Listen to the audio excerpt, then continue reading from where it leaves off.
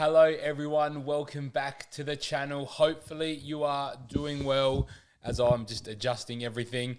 Hopefully you've had a great round 11 this weekend just gone in the AFL season. This is our round review video for the week. As you can see on your screen, 23.08 probably was a touch unders what I was hoping for this week. We will dive into some of those issues that we had during the week. But a round rank of 9241 overall, just slid out a touch to 3559. Could be worse. We're not in the worst spot going into the buys now. We've got 5 rounds of buy rounds. Best 18, we can hide behind some red dots, but let's go through the side. Lachie Whitfield, very, very, very frustrating. Brought him in last week as a bit of a pod differential upgrade in our defense and has gone and dropped a 92 and an 80 with a role change this week. Looked like he was playing half forward, trying to help out forward of the ball just with some injuries to GWS. Does get a nice juicy Richmond matchup at home this week, so hopefully he can go back to halfback and do what we need Lachie Whitfield to do for our side. He is currently owned by 32%, so he's not a huge pod, but very disappointing that we've brought him in for 2 sub-100 scores. Nazaya, I say it every week, very, very happy owning Nazaya, doing his best. He's gone, 3 marks, 4 tackles, 1 goal, 1, and I think career high disposals of 36. So absolutely loving owning Naz. Josh Dacos, 101, continues to get the job done. Only really the one score there of 70 since we brought him in around this Brisbane matchup. I think it was. I reckon I brought him in for that 95. Very, very happy owning a Josh Dacos. Hawthorn are struggling a lot at the moment. Melbourne are playing well, but they're giving up points to halfbacks. So I think 2 really good games before his bye. The 2 Sydney boys plotting along finally. Riley Bice starting to get back into some half-decent scoring. Somebody will likely hold to the bye. Same with a Matty Roberts. And a Luke Trainer, 21. Not what you want to see. 75% time on ground. Got thrown forward. Gave a couple frees away as well and has a potential head knock. So potentially on the trade block for us. Midfield, Nicky Dacos back to his best as well after 3 sub-100 scores. Goes bang with a 129.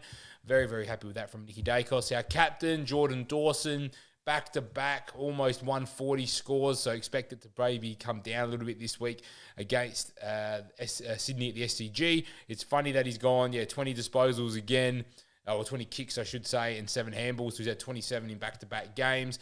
Extra tackle and an extra goal with a few extra behinds this week. Did play a little bit more forward, but that's okay. Brayshaw, not bad considering the conditions and the Bergman tag. Connor Rosie, very good considering the conditions and gets that mid-defender DPP, which is very, very nice. Will Ashcroft, probably one of the more disappointing scores. Didn't get any tackles, which is disappointing. But again, he's someone who is going to hold to around 16. Ollie Wines was a trade-in for us in the end last week. I know not ideal with the buy structure, but with Hugo Garcia getting dropped, I had to kind of make some creative moves. So we went and got Ollie Wines in. Does it say my trades from last week? It was Jack McRae to Ollie Wines and Hugo Garcia to Ryan Marriage. Very happy with a 111. Has quietly been plotting along nicely. That 40 came when he had the heart issues once again.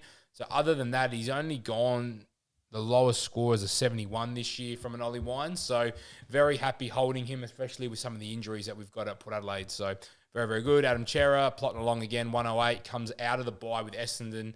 West Coast, North, Port, whose midfield isn't looking as strong as it has in the past. Collingwood, Brisbane, Melbourne. So again, Adam Chera is going to be a fine hold. And a Ned Long finally returns a big score for me. I think I brought him in for that Fremantle game where he went 67, 77, and then we get the 132, albeit with a few midfielders missing, but 14 tackles is what we want to see from a Ned Long. Sherry, disappointing, but we move on. It's okay. We can live with a Tristan Sherry 86. Maxi Gawn, he has been my just GOAT of the season so far, has Big Maxi. People were scared to go there in fantasy and in Supercoach, and he has delivered for me, has the 33-year-old ruckman, so very happy with his output. And I was going to back him in for the captaincy, so it only cost me a couple points in the end. What did I do? Dawson cost me 2 points with the captaincy. Bailey Smith, Interesting watch this week. Again, they were saying that he was having injections and all the rest of it, but surely he wouldn't have played like that had he not been fully fit. Track, quietly going about his business. Everyone brought him in around that Richmond game and then has gone 114, 121, 92, 84, 104 with some decent matchups before his bye. Rankin, I'm worried about a James Jordan tag this week.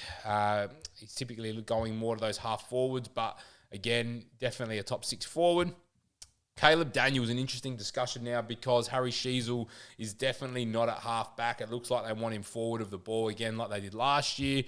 Coming into West Coast, Fremantle, Carlton, Hawthorn, Bulldogs, Melbourne. It is a nice run for North Melbourne, and I actually think he could be a very good hold this week.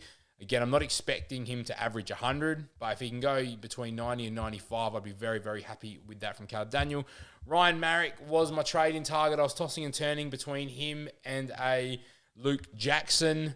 Very disappointing. Just the game didn't go his way, didn't get involved in the marks, was on the bench a lot when the Crows kicked their behind, so he missed the kick-ins. If he had a few kick-ins, it might have pushed his score up around the 70 mark, which is typically what he gets. So I can't see him getting dropped. They put him to the wing. They put him forward. He sort of went around the ground a little bit. But hopefully with a bit of a restructure this week, they might be able to bring in some tools to get him back in that half-back role. And then a Levi Ashcroft, once again, 380 scores in a row. Very, very happy. Or 4, I should say, because he had the 115 as well. Very happy holding him to that round 16 bye. So that's the side. I mean, look, Luke Traynor, disappointing. And Ryan Marrick, disappointing. Probably the only 2 real disappointing scores in my side with a Lockie Whitfield. Had Whitfield been Ash, which was what I was debating, I've got a 90 and an 80 out of, what Whitfield go? 92 last week and an 80. Ash, had gone 110 and 114 and looks very, very much the better option at the moment, which is a little bit disappointing, but maybe Whitfield goes back to halfback and we start to recoup a little bit. And it's funny that, what is he? 1.06 to 1.00. So still a little bit, in the Whitfield camp for the trade or for the value, or the lack of value. But moving into round 12, this is how we are lining up. But my website does not want to refresh. Let's see if I refresh the whole page. We're on round 12. So the team is going to look a little bit different because I have made my 3 trades. So Campo, Red Dot, has gone out to Campbell Gray. Again, I'm not sold on Campbell Gray, but with Traynor getting moved forward, Campbell Gray's the beneficiary there. Only had the 11 touches, but had 6 marks. Again, I'm not expecting him to be a fantastic scorer long term, but it's not the end of the world for me. So Campbell Gray comes in, and with DPP, we've moved people all over the place.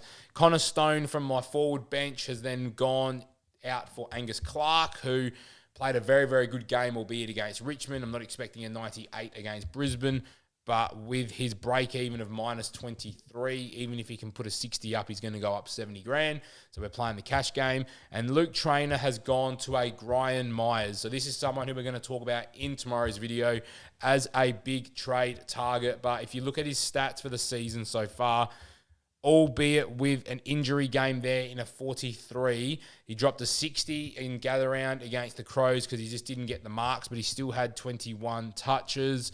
But every other game has been above a 70, which at 830K, he's not going to be the worst sort of F5, F6, I think, long term. He's really starting to hit those straps, post-injury. The time on ground's getting there. It's looking good, high 80s, pushing the 90s. Has a good run with West Coast, Essendon and Brisbane before the bye, and then he gets Richmond out of the bye. I just think he's the kind of guy that he hasn't added the goals yet. He's only kicked 2 goals this season. So if he can put a game together like he did against the Bulldogs, where he's having, 23 touches, 9 marks and a goal or 2, that automatically elevates that ceiling up to a 120. So not that I'm sold on a Brian Myers, but if we go to edit the trade and I look at all positions, there's not heaps of options in the mid-8s that I like, and it looks like the AFL website is absolutely dying in the butt right now. I don't know what's going on. So maybe I won't play around with it. There's something we'll talk about in tomorrow. There we go. So if we go Brian Myers, where is he? So let's, all right, we'll just go, I have to go back. All right.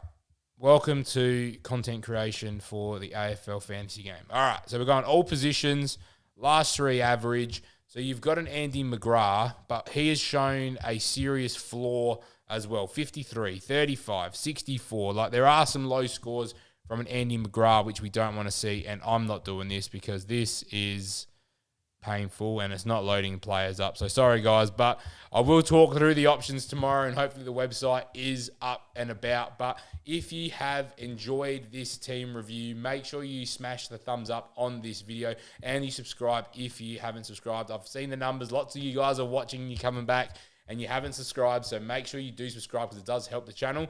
Get down in the comments and let me know what your trade plans are ahead of the round 12 deadline. It's buy time. We've got plenty of options, so I'm happy to help you in the comments. But I will see you guys tomorrow for our trade targets video.